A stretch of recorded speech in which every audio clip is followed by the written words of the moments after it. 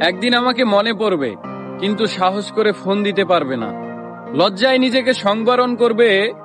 আমাদের এত গল্প আর এত স্মৃতি জমেছে যে তুমি অন্য কারো মাঝে আমার ছায়া দেখবে, কিন্তু সেখানে আর আমাকে পাবা না।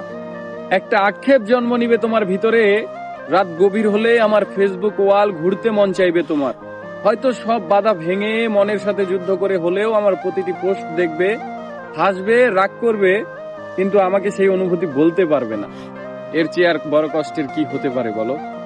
কোনো এক ভোরে কিংবা গভীর রাতে ঘুম ভেঙে ফোন চেক করে দেখবে আমার কোনো টেক্সট আছে কিনা। আমাকে না পেয়ে তোমার যেই দীর্ঘশ্বাস জন্মাবে তা তোমার প্রাপ্য ছিল। আমি তো কোনো অন্যায় করিনি।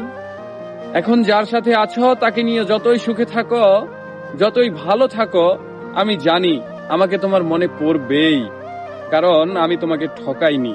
তার সাথে কাটানো প্রতিটি সুখময় মুহূর্তে আমি থাকবো তোমার মস্তিষ্কের একটা কোণে। এর চেয়ে বড় শান্তির আর কি হতে পারে বলো?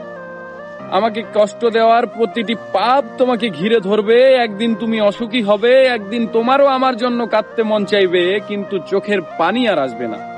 এক শীতে সমুদ্রে স্নান করতে যাবে, সাথে প্রিয় মানুষটা থাকবে, অথচ সেখানে আমার থাকার কথা ছিল।